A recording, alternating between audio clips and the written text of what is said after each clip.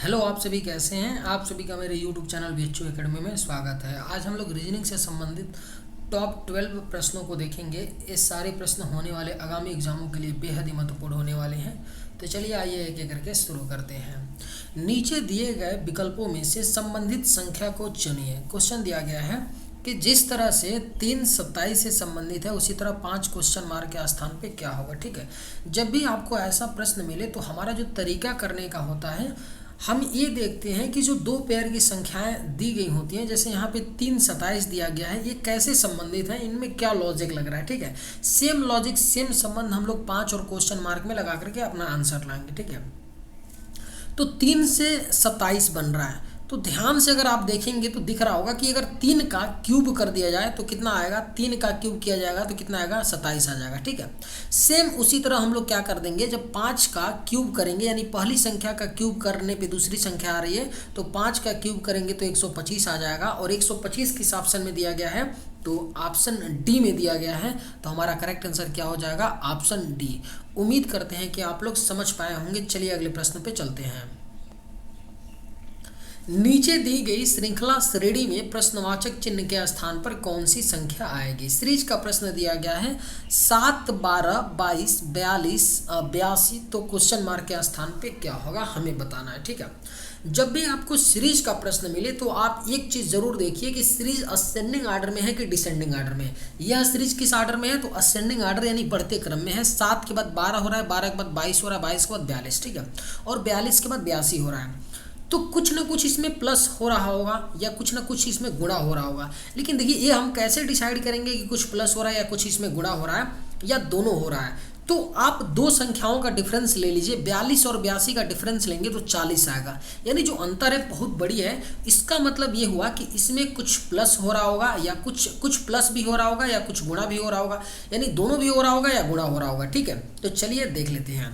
7 से 12 हो रहा है, तो अगर हम लोग क्या कर दें, ध्यान से समझिएगा, अगर हम लोग क्या कर दें कि 7 में 2 का मल्टीप्लाई कर दें, समझिएगा ध्यान से, 7 में 2 का मल्टीप्लाई कर देंगे और -2 कर देंगे तो कितना आएगा, 12। 7 दूना 14 -2 12। ठीक है, सेम 12 में हम लोग क्या कर दें, 2 का मल्टीप्लाई कर दें, ध्यान से समझिए, तो 24 आ गया और 24 -2 करेंगे तो 22 आ गया। ठीक है, सेम हम लोग 22 में क्या कर दें, 2 का मल्टीप्लाई कर दें और -2 कर दें, तो 22 दूना 44, 44 -2 42। ओके, सेम हम लोग क्या कर दें, 42 में 2 का मल्टीप्लाई कर देंगे, 42 में 2 का मल्टीप्लाई कर लें और -2 करें, तो 42 दूना 84 -2 बराबर 82। यानी हम देख पा रहे हैं कि हो क्या रहा है कि पहले वाली संख्या में 2 का मल्टीप्लाई करके और -2 करने पे दूसरी संख्या आ रही है और यही प्रक्रिया चल रही है। ठीक है, तो 82 में सेम हम लोग क्या कर दें, 2 का मल्टीप्लाई कर दें और -2 कर दें, तो 82 दूना कितना हो गया, 164 हो गया, और 164 -2 करेंगे तो कितना आ जाएगा, 162 आएगा। ठीक है,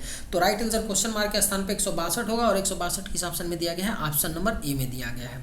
इस प्रश्न को एक और तरीका से हम कर सकते हैं। आप लोग कह रहे होंगे कि मैं बोल रहा था कि कुछ गुणा या प्लस हो रहा होगा या दोनों हो रहा होगा, लेकिन यहाँ तो गुणा और माइनस हो रहा है। ठीक है, तो देखिए प्लस कैसे हो रहा है, इस चीज़ को समझिए। एक और तरीके से इसको हम लोग कर सकते हैं। कैसे कर सकते हैं, अगर 7 में हम क्या ऐड कर दें कि 12 आ जाए, अगर +5 ऐड कर देंगे तो 12 आ जाएगा, बिल्कुल।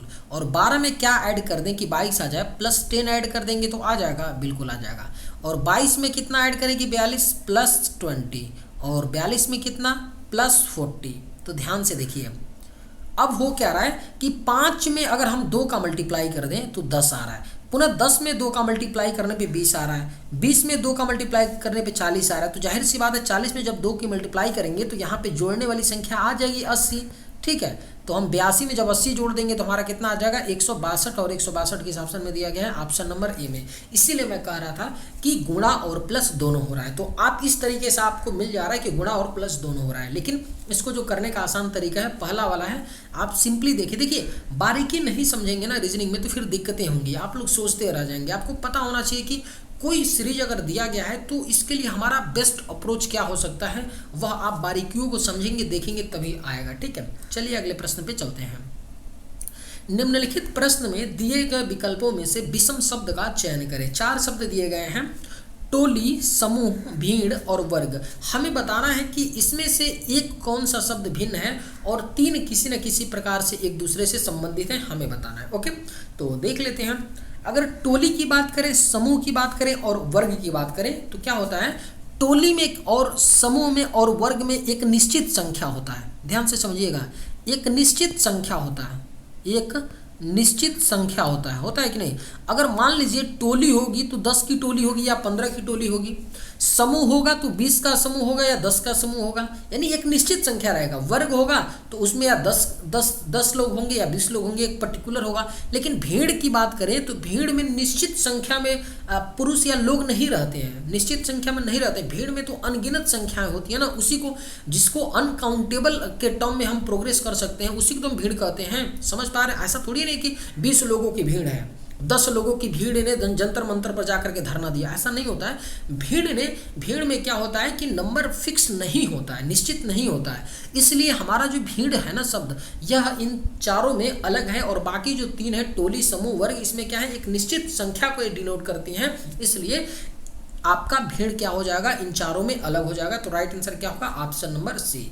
उम्मीद करते हैं कि आप लोग समझ पाए होंगे। चलिए अगले प्रश्न पे चलते हैं। यदि कैट को DBU के रूप में कोड किया जाता है तो डॉग को कैसे लिखा जाएगा? ओके, जब भी अल्फ़ाबेट को अल्फ़ाबेट से कोड किया जाता है, जैसे यहाँ कैट को DBU से कोड किया गया है ना, तो वहाँ कुछ नहीं होता है। जो कैट है ना, कैट के जो अल्फ़ाबेट है ना, उसके प्लेस वैल्यू में कुछ ऐड हो रहा होगा या कुछ माइनस हो रहा होगा और फिर लिखा जा रहा होगा उसके लिए कोड, और कुछ नहीं होता है। ठीक है, तो आप लोग क्या करिए, इस तरह के प्रश्न को करने के लिए कुछ नहीं करना है, आप डायरेक्ट भी देख सकते हैं कि कैसे होगा, लेकिन यहाँ पे लिख करके थोड़ा मैं आपको समझाने के लिख दे रहा हूँ। ठीक है, क्योंकि कई दफ़ा होता क्या है ना, कई दफ़ा क्या होता है, ध्यान से समझिएगा, कई दफ़ा होता है ना कि जो C है ना वह U से रिलेट होगा, A है ना वह D से रिलेट हो गया, T हुआ है ना वो B से रिलेट हो गया। तो सेम चीज़ को हम डॉग में करेंगे। बात समझिएगा, कई दफ़ा ऐसा होगा कि C B से रिलेट होगा, A D से रिलेट होगा, T U से रिलेट होगा। तो ऐसा ज़रूरी नहीं है कि C D से ही रिलेट हो, A B से ही रिलेट हो। समझ पा रहे हैं कि नहीं? तो इसलिए इस बात को भी आप लोग ध्यान रखिए। ठीक है, यहाँ पे तो डायरेक्ट रिलेट हो रहा है, C से D हो रहा है, यानी अगर C के प्लेस वैल्यू में +1 करने पे D आ रहा है, A से B हो रहा है, +1 करने पे B चला आ रहा है, T से U हो रहा है +1 करने पे, यानी कि कुछ नहीं हो रहा है। C A T के अल्फ़ाबेट के प्लेस वैल्यू में 1 ऐड कर देने पे DBU आ जा रहा है। सेम हम लोग डॉग में कर लेते हैं, तो D में जब हम 1 ऐड करेंगे तो कितना हो जाएगा, E हो जाएगा कि नहीं? बिल्कुल। और O में ऐड करें, O में +1 करेंगे तो P आ जाएगा, O का P होता है। और G में जब +1 करेंगे तो G के बाद क्या आएगा, H आएगा, यानी कि हमारा करेक्ट आंसर क्या होगा, EPH होगा। और EPH किस ऑप्शन में दिया गया है, ऑप्शन नंबर ए में। तो करेक्ट आंसर क्या हो जाएगा, ऑप्शन नंबर ए हो जाएगा। उम्मीद करते हैं कि आप लोग समझ पाए होंगे। चलिए अगले प्रश्न पे चलते हैं। यदि 5 × 4 × 0 = 405 है, 3 × 2 × 8 = 283 है, तो 1 × 7 × 6 बराबर क्या होगा, हमें बताना है। इस तरह का प्रश्न अपने आप में बहुत ही टफ प्रश्न होता है। ठीक है, और इसलिए होता है ना क्योंकि कई दफ़ा ऐसा होता है कि तुरंत हमारा दिमाग क्लिक नहीं करता है कि कैसे यहाँ लॉजिक बन रहा है। ठीक है, तो ये क्लिक तभी जल्दी करेगा जब आप लोग इस तरह के प्रश्नों का अधिक से अधिक प्रैक्टिस करते रहेंगे। ओके, तो देखिए 5 × 4 × 0 को 405 लिख रहे हैं। ठीक है, जिस तरीके से यहाँ पे 405 लिख रहे होंगे, जिस तरीके से 3 × 2 × 8 को 283 लिख रहे होंगे, सेम वही तरीका हम लोग 1 × 7 × 6 में लगा करके क्वेश्चन मार्क के स्थान पे संख्या लाएंगे। ठीक है, अगर आप लोग ध्यान से देखेंगे तो यहाँ 5 है, 4 है, 0 है। ठीक है, और जो यहाँ 5 × 4 × 0 में जो डिजिट है ना, सेम डिजिट 405 में है। यहाँ 3 × 2 × 8 है, जो 3 to 8 डिजिट है ना, सेम यहाँ 283 में डिजिट वही है। ठीक है, तो इतना तो क्लियर हो गया कि जो भी हमारा आंसर आएगा उसमें जो डिजिट होगा 176 होगा। तो हम ऑप्शन में देख रहे हैं कि सारे ऑप्शन में 176 डिजिट है, तो कोई बात नहीं, थोड़ा और आगे बढ़ जाते हैं। अब देखिए हो क्या रहा है ना कि 5 × 4 × 0 है ना, तो पहले क्या कर रहे हैं ना, जो बीच वाली संख्या है ना उसको पहले लिख रहे हैं। ठीक है, और लास्ट वाली संख्या को बीच में लिख दिए और शुरू वाली संख्या को लास्ट में लिख दिए। ठीक है, यहाँ भी इसी तरह बीच वाली संख्या को शुरू में, लास्ट वाली को बीच में और शुरू वाले को लास्ट में। तो सेम प्रक्रिया हम लोग 176 में कर लेते हैं। बीच वाली को पहले, लास्ट वाले को 6 को बीच में और शुरू एक वाले को अंत में। 761 आएगा हमारा क्वेश्चन मार्क के स्थान पे आंसर, और 761 किस ऑप्शन में दिया गया है? ऑप्शन नंबर सी में। तो राइट आंसर क्या हो जाएगा? ऑप्शन नंबर सी हो जाएगा। उम्मीद करते हैं कि आप लोग समझ पाए होंगे। चलिए अगले प्रश्न पे चलते हैं। प्रश्न आकृति का दर्पण प्रतिबिंब ज्ञात करे जबकि दर्पण mn निम्न प्रकार से रखा गया है। मिरर इमेज का सवाल एक प्रश्न पूछा ही जाता है, चाहे एसएससी हो, चाहे रेलवे का एग्जाम हो, चाहे कोई भी एग्जाम हो, जिस भी एग्जाम में रीजनिंग का प्रश्न पूछा जाता है ना, मिरर इमेज का प्रश्न आता ही है। लेकिन इतना सरल आए यह जरूरी नहीं है। एसएससी का आप लोग मिरर इमेज का प्रश्न देखेंगे तो ऐसा डायग्राम रहता है ना, ऐसा डायग्राम दिया रहता है कि कंफ्यूज हो जाएंगे, एकदम बारीकी से देखना पड़ता है। यहाँ पे तो थोड़ा डायग्राम सरल दिया गया है। ये बोल रहे हैं ना कि PQ जो आपका लाइन है ना, यहाँ पे एक मिरर रखा गया है, तो जो ऊपर वाला आपका आकृति है ना, इसका मिरर इमेज हमको ABCD में से चूज करना है। क्या होगा? मैं हमेशा बोलता हूँ कि आप लोग ऑप्शन से जाइए और ऑप्शन एलिमिनेट करिए। इतना तो क्लियर हमको हो गया है कि बात समझिए, इतना तो क्लियर हमको हो गया है कि जब मिरर इमेज बनेगा तो ये जो ऊपर वाला ये जो शेप है ना, ये नीचे आएगा। आएगा कि नहीं? नीचे आएगा। और नीचे किस ऑप्शन में है? ऑप्शन ए में है और ऑप्शन बी में है। तो हमारा सी नहीं होगा और डी नहीं होगा। बिल्कुल क्लियर हो गया। अब देखिए, जाहिर सी बात है कि जब हम यहाँ इमेज मिरर रखेंगे और इसका जब हम लोग मिरर इमेज निकालेंगे तो समझिएगा, ये वाला जो शेप है, जो आपका तीर का निशान है, वो नीचे कहीं इस साइड, इसी साइड में आएगा। आएगा कि नहीं? तो इस साइड में कहाँ पे तीर का निशान है? केवल बी में है, ए में नहीं है। ए में कहाँ है? लेफ्ट साइड में है। तो हमारा करेक्ट आंसर क्या हो जाएगा? Option number B right answer हो जाएगा, मिरर इमेज राइट। उम्मीद करते हैं कि आप लोग समझ पाए होंगे। चलिए अगले प्रश्न पे चलते हैं। नीचे दिए गए विकल्पों में से संबंधित शब्द को चुनिए। जिस तरह पेट्रोल गाड़ी से संबंधित है, उसी तरह बिजली क्वेश्चन मार्क के स्थान पे क्या होगा बताना है। जो पहला हम लोगों ने सवाल देखा था ना, सेम वही सवाल है। अंतर इतना है कि वहाँ पे आपको नंबर दिए गए थे और यहाँ पे आपको शब्द दिए गए हैं। ठीक है, तीन प्रकार से इस तरह का प्रश्न बनता है। कभी आपको नंबर देगा, कभी शब्द देगा, तो कभी अल्फ़ाबेट देगा। इतना ही होता है और कुछ होता नहीं है। लेकिन करने का जो तरीका होता है सेम होता है। हम दो पेयर की संख्याओं शब्द में देखते हैं कि क्या संबंध, क्या लॉजिक है। सेम संबंध लॉजिक हम लोग बिजली और क्वेश्चन मार्क में लगा करके अपना आंसर लाएंगे। ठीक है, तो पेट्रोल गाड़ी, जो गाड़ियाँ होती हैं ना, जो गाड़ियाँ आपकी होती हैं वो किससे चलती हैं? पेट्रोल से चलती हैं। पेट्रोल से क्या चलती हैं? गाड़ी चलती हैं। उसी तरह बिजली से क्या चलती है? क्या चलता है? बिजली से क्या चलता है? आपके इन ऑप्शनों में से अंधेरा नहीं, माल नहीं, कच्छ नहीं, बल्ब। यानी बिजली से बल्ब ही तो जलता है ना। अरे भैया, जिस तरह से पेट्रोल से गाड़ियाँ चलती हैं, अब ये मत बोलिएगा सर जी अब तो इलेक्ट्रिक गाड़ियाँ हो गई हैं, उसमें तो पेट्रोल ही नहीं लगता है, तो ये तो फिर बात ही अलग हो जाएगी। ऐसा मत सोचिएगा, ठीक है। तो उसी प्रकार से बिजली से क्या जलता है? बल्ब जलता है। अब देखिए, अब ऑप्शन में बल्ब के सिवा और कुछ नहीं दिया। अगर रेफ्रिजरेटर होता, अगर कूलर होता, तो भी हमारा राइट आंसर कूलर हो जाता या रेफ्रिजरेटर हो जाता। लेकिन 4 ऑप्शन है, राइट तो एक ही चीज़ कुछ दिया जाएगा ना, है कि नहीं। चलिए अगले प्रश्न पे चलते हैं। उस अक्षर का चयन करें जो निम्नलिखित श्रृंखला में प्रश्नवाचक चिन्ह के स्थान पर आ सकता है। ओके, दिया गया है एक सीरीज KMPTY, तो क्वेश्चन मार्क के स्थान पे क्या आएगा? सिंपल सा एक प्रश्न होता है, बहुत ही सिंपल होता है। मैं क्यों सिंपल बोल रहा हूँ? क्योंकि कुछ नहीं होता है। के के बाद क्या होगा ना, के बाद एक छोड़ करके या 2 छोड़ करके आपको अल्फ़ाबेट अगली लिखी गई होगी। ठीक है, उसके बाद क्या होगा? या तो 2 छोड़ करके या 3 छोड़ करके अगली लिखी गई हो, या 4 छोड़ के अगली लिखी गई हो, या 5 छोड़ के अगली लिखी गई हो, या डिफरेंस सब में एक एक का होगा। यही होता है और कुछ नहीं होता। ठीक है, उम्मीद करते हैं कि आप लोग समझे होंगे मैं क्या बताना चाहता हूँ।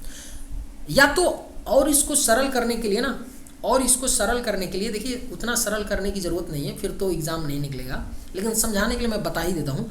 आप इनका प्लेस वैल्यू लिख लीजिए। के का 11, एम का 13, पी का 16, टी का 20 और वाई का कितना होता है? तो वाई का कितना होता है? 25। तो हमें बताना है यहाँ क्या होगा। अब देखिए, 11 में कितना ऐड हुआ है? +2, तो 13 आ गया है। 13 में कितना? +3। 16 में कितना? +4 और 20 में कितना? +5।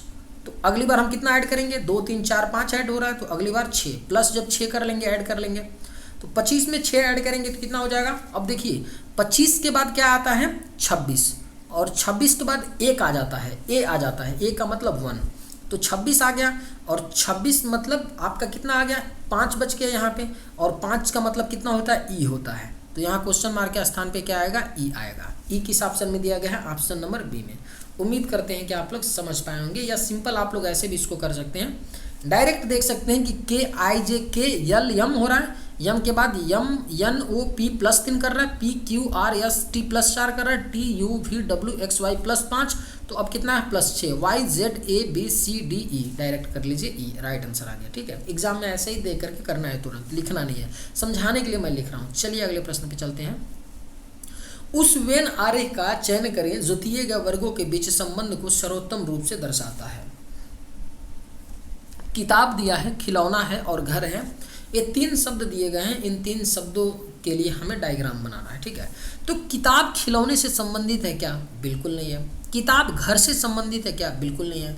खिलौना क्या घर से संबंधित है क्या, नहीं है। तो तीनों जो शब्द दिए गए हैं ना, एक दूसरे से संबंधित नहीं है। तो ये तीनों जो आपके शब्द हैं, इन तीनों के लिए अलग अलग हम डायग्राम कुछ इस तरह बनाएंगे। किताब के लिए यहाँ बी लिख लेते हैं, खिलौना के लिए यहाँ हम के लिख लेते हैं, के एच लिख लेते हैं, और घर के लिए एच लिख लेते हैं। ठीक है, तो हमारा कुछ इस तरह का डायग्राम बनेगा। मैंने अलग अलग क्यों बनाया, क्योंकि जो शब्द दिए गए हैं ना, वो एक दूसरे से संबंधित नहीं है, तो हमारा इस तरह से अलग अलग इनका डायग्राम बनेगा। और इस तरह का डायग्राम किस ऑप्शन में दिया गया है, तो ऑप्शन नंबर डी में दिया गया है। तो करेक्ट आंसर क्या हो जाएगा, ऑप्शन नंबर डी। उम्मीद करते हैं कि आप लोग समझ पाए होंगे। चलिए अगले प्रश्न पे चलते हैं। निम्नलिखित प्रश्न में दिए गए विकल्पों में से किन गणितीय संक्रियाओं का प्रयोग करने से दिया गया समीकरण सही हो जाएगा। देखिए, बहुत ही खतरनाक प्रश्न है और बहुत ही इजी प्रश्न है, लेकिन मैं इस प्रश्न को खतरनाक मानता हूँ। क्यों मानता हूँ, और इस तरह का प्रश्न एक एसएससी में पूछा जाता है, एकदम क्लियर है, एकदम क्लियर कट होता है, पूछना ही है एसएससी को, बिल्कुल एसएससी पूछती है। अब एसएससी का नया ट्रेंड क्या आ गया है, सीजीएल में कैसे पूछ देती है। सीजीएल में आपको कूट करके पूछेगा, यानी नंबर 1 दे देगा, नंबर 2 दे देगा। नंबर 1 में इसने ये दे दिया, ठीक है, फिर आपको नंबर 1 में ये दे दिया और नंबर 2 में ये दे दिया, और पूछेगा ना, अब देखिए क्या पूछेगा, और 4 ऑप्शन दे दिया। अब पूछेगा कि किस वाले ऑप्शन को भरने से दोनों जो इक्वेशन है सेटिस्फाई होंगे। तो अब ऑप्शन में दे देगा 1 2 को, या 3 2 को, या 4 1 को। तो थोड़ा सा लेवल बस बढ़ा देते हैं। मेंस की मैं बात कर रहा हूँ, सीजीएल मेंस का, लेकिन प्री में तो पूछता ही है। मेंस में थोड़ा इसका मॉडिफाई वर्जन रहता है, यानी एक सवाल में 2 क्वेश्चन पेश देते हैं। ठीक है, तो इसलिए मैं खतरनाक बोलता हूँ ना, क्योंकि इसको करने का कोई ऐसा नहीं है कि जादू है कि आप तुरंत इसको करके निकल जाएंगे। लेकिन फिर भी एक चीज़ तो जरूर कर सकते हैं, एक बात आप इसमें थोड़ी सावधानी बरत सकते हैं, आप टाइम बचा सकते हैं। देखिए, जो सिंपल वाला तरीका होता है कि भाई बोल रहे हैं कि कौन सा इक्वेशन रखने पे समीकरण संतुष्ट होगा, बात समझिएगा। तो हमारे पास देखिए, हमें तो पता नहीं है कोई आइडिया, तो हम ऑप्शन 1 को भर के रखेंगे, देखेंगे इससे इक्वेशन सेटिस्फाई हो रहा है कि नहीं। ऑप्शन 2 को चेक करेंगे, ऑप्शन 3 को, ऑप्शन 4 को। जिस ऑप्शन से सेटिस्फाई हो जाएगा वही हमारा राइट आंसर हो जाएगा। यही तो हम करेंगे गुरु, और कोई ऑप्शन है नहीं है, बिल्कुल नहीं है। लेकिन थोड़ा सा एक आप काम कर सकते हैं, तो इससे आप ऑप्शन एलिमिनेट कर सकते हैं। मैं ये नहीं कहूँगा सारा बर्डन खत्म हो जाएगा, ऐसा कभी नहीं होगा। इज्जत लूटने वाले ये सवाल हैं और लूटेंगे। ठीक है, मैं इज्जत लूटने की इसलिए बात कर रहा हूँ ना, क्योंकि देखिए, सवाल अगर कोई भी सवाल अगर आपका 50 सेकंड और 1 मिनट लेकर के जा रहा है ना, तो आपकी बेइज्जती और इज्जत लूट के जा रहा है। समझ पा रहे हैं कि नहीं, क्योंकि रीजनिंग का सवाल है, अगर 20 से 30 सेकंड के नीचे नहीं निपटाते हैं ना, तो फिर तो मज़ा नहीं है, सिलेक्शन से दूर है। और उन्हीं में से यह सवाल है जो 50 से 60 सेकंड आपका लेकर के जाएगा। तो मैं कुछ नहीं यहाँ पे आपकी मदद कर सकता, इतना मैं ज़रूर कर सकता हूँ कि आपका जो टाइम है ना, जो उसको मैं कम ज़रूर करा सकता हूँ। ठीक है, ऑप्शन को एलिमिनेट किया जा सकता है। ऑप्शन को एलिमिनेट कैसे कर सकते हैं, बात समझिएगा। मैंने देखा कि यहाँ 69 है और 3 है, 2 है, 9 है, 3 है। ओके, तो मैंने ये देखा कि 9 है 3 से डिविजिबल है और 69 3 से डिविजिबल है।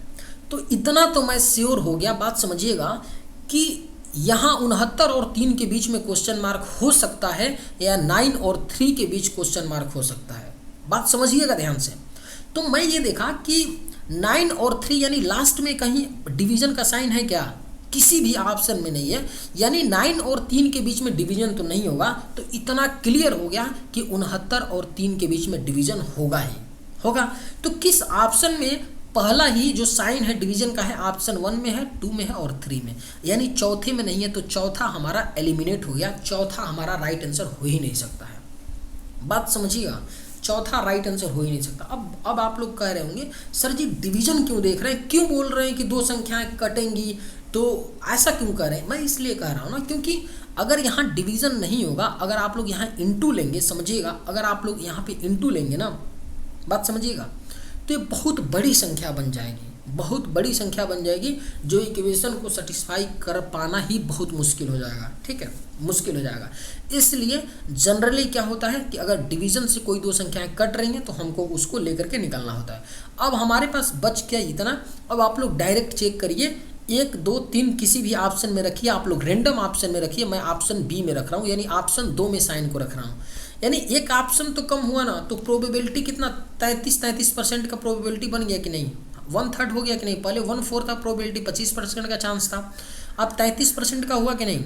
सेकंड वाले ऑप्शन को रख लेते हैं साइन को 69, डिवीजन आपका 3 + 2 लेस इक्वल 9 × 3, ओके। 3 से काटेंगे 23 + 2 लेस इक्वल 9 × 3 कर लेंगे तो 27 हो जाएगा, और 23 2 कितना आ गया 25। ठीक है, 27 इज ग्रेटर देन 25, यानी बात सही कह रहा है भाई, साइन तो बोल रहा है ना कि 27 25 से बड़ी है, जो बात सही है, यानी ऑप्शन बी क्या हो जाएगा, करेक्ट आंसर हो जाएगा। उम्मीद करते हैं कि आप लोग समझ पाए होंगे। चलिए अगले प्रश्न पे चलते हैं। दी गई आकृति में कितने कागज या तो नए हैं या सफ़ेद हैं, लेकिन दोनों नहीं हैं। ठीक है, कोई बात नहीं। अब देखिए, जो ये सर्कल है ना, ये नया को डिनोट कर रहा है, और जो ये सर्कल है ना पूरा पेज को डिनोट कर रहा है, और जो ये सर्कल पूरा है ना, ये सफ़ेद को डिनोट कर रहा है। तो क्वेश्चन हमसे क्या पूछ रहा है कि कितने कागज़ या तो नए हैं या सफ़ेद हैं। जो ये कितने ऐसे कागज़ हैं, समझिएगा, या तो नए हैं। देखिए कागज़ वाले को मैं सर्कल कर ले रहा हूँ, जो कागज़ जो सर्कल कागज़ को रिप्रेजेंट कर रहा है उसको मैं सर्कल कर रहा हूँ। ठीक है, अब एक क्वेश्चन हमसे पूछा है ना कि क्या क्वेश्चन पूछे हैं, क्वेश्चन हमसे पूछे हैं, थोड़ा सा अच्छे से इसको सर्कल कर लेते हैं। क्वेश्चन हमसे पूछ रहे हैं कि ऐसे कितने कागज़ हैं वो या तो नए हैं। अब नया होने के लिए जाहिर सी बात है इस सर्कल में भी उसको आना चाहिए, तो इस सर्कल में कौन सा है, 43 है ना, यानी ऐसा कागज़ जो नया है 43 है, या सफ़ेद है, यानी सफ़ेद होने के लिए कागज़ कौन सा ऐसा कागज़ है जो सफ़ेद है, 57 है ना सफ़ेद, लेकिन दोनों नहीं है। दोनों नहीं होने का मतलब कि नया और सफ़ेद नहीं है, ये तो कागज़ ऐसा है जो नया और सफ़ेद दोनों 68 है ना, तो ये नहीं होना चाहिए, तो 68 को मैं काट दे रहा हूँ बिल्कुल। ठीक है, तो ऐसे कितने कागज़ हैं जो या तो नए या सफ़ेद हैं। तो नया कितना है, 43 है कागज़ ऐसा, और सफ़ेद कितना है, 57 है। तो टोटल बताना था, ऐड कर लीजिए, 7 3 10, 5 4 9 1 10, यानी कि ऐसे आपके कागज़ कितने हैं, 100 हैं। तो करेक्ट आंसर क्या हो जाएगा, ऑप्शन नंबर बी हो जाएगा। उम्मीद करते हैं कि आप लोग समझ पाए होंगे। चलिए अगले प्रश्न पे चलते हैं। कथन दिया है कुछ पौधे पेड़ हैं, सभी पेड़ जानवर हैं, कुछ जानवर इंसान हैं, और उसके बाद क्या दिया गया है, निष्कर्ष दिया गया है। हमें बताना है कथन के आधार पर कि कौन सा निष्कर्ष सही है। ठीक है, सिलॉक्स का प्रश्न दिया गया है। सिलॉक्स का प्रश्न 1 2 पूछा ही जाता है किसी भी एग्जाम में, एसएससी में तो कंफर्म होता है। तो हम लोग डायग्राम बनाएंगे स्टेटमेंट से और देखेंगे कौन सा निष्कर्ष निकाल सकते हैं। बोला गया है कुछ पौधे पेड़ हैं, बोला गया है कुछ जो पौधे आपके हैं ना, कुछ जो पौधे हैं वो क्या है, पेड़ हैं। ठीक है, कुछ पौधे पेड़ हैं, अच्छे से लिख ही लेते हैं। ठीक है, सभी पेड़ जानवर हैं, कोई बात नहीं भैया बना लेते हैं। जो सभी पेड़ हैं ना वो क्या है, जानवर हैं। जानवर को मैं शॉर्ट में लिखा, ठीक है। और कुछ जानवर इंसान हैं, जो कुछ आपके जानवर हैं ना वो क्या है, इंसान है। कुछ जानवर क्या है, इंसान है। ठीक है, कुछ जानवर क्या है, इंसान है। अब देखिए निष्कर्ष क्या है, कुछ जानवर पौधे हैं, कुछ जानवर पौधे हैं, बात सही है, क्योंकि जो जानवर वाला है इतना पौधे में तो इंटरसेक्ट कर रहा है ना, यानी कुछ जानवर पौधे हैं कि नहीं, बिल्कुल बात सही है। कुछ पेड़ इंसान है, कुछ पेड़ इंसान है, कहाँ भैया, पेड़ का सर्कल यहाँ है और इंसान का यहाँ है, इंटरसेक्ट ही नहीं कर रहा है, तो गलत हो जाएगा दूसरा। कुछ पौधे इंसान हैं, कुछ पौधे इंसान है, कैसे भी, जब पौधे का सर्कल यहाँ पे है और इंसान यहाँ है। कुछ पौधे इंसान है तो कैसे हो सकता है, नहीं हो सकता है ना, यानी तीसरा भी गलत। तो इसका करेक्ट आंसर क्या हो जाएगा, ऑप्शन ए। अब देखिए आप लोग बोल रहे होंगे, समझिएगा ध्यान से, आप लोग सोच रहे होंगे राइट आंसर ऑप्शन ए होगा, केवल 1 निष्कर्ष सही है। आप लोग कह रहे होंगे कि जो कुछ पौधे इंसान हैं, देखिए कुछ पौधे इंसान हैं तो गुरुजी जाहिर सी बात है कि पेड़ है, समझिएगा पेड़ है ना, और जानवर हैं, यहाँ पे इंटरसेक्ट कर रहा है, यानी कुछ जानवर भी पौधे हैं, कुछ पेड़ भी पौधे हैं। तो जब जानवर को इंसान इंटरसेक्ट कर रहा है तो क्यों नहीं हो सकता? ऐसा भी तो हो सकता है कि कुछ पौधे ऐसे हैं जो इंसान, जानवर, पेड़ भी हैं। लेकिन देखो बेटा, ये पॉसिबिलिटी बन सकती है। अगर पॉसिबिलिटी क्वेश्चन में दिया गया होता तब हम इसको राइट बोलते हैं, लेकिन यहाँ पॉसिबिलिटी की बात नहीं हो रही है, कंफर्मेशन की बात हो रही है। 100% तो 100% हम नहीं बोल सकते हैं, इसलिए हमने यहाँ इसको गलत किया है। तो राइट आंसर क्या हो जाएगा? केवल 1 हो जाएगा। चलिए आज की वीडियो में बस इतना ही। अगर आप लोग को ये वीडियो पसंद आए तो एक लाइक ज़रूर कीजिएगा। थैंक्स।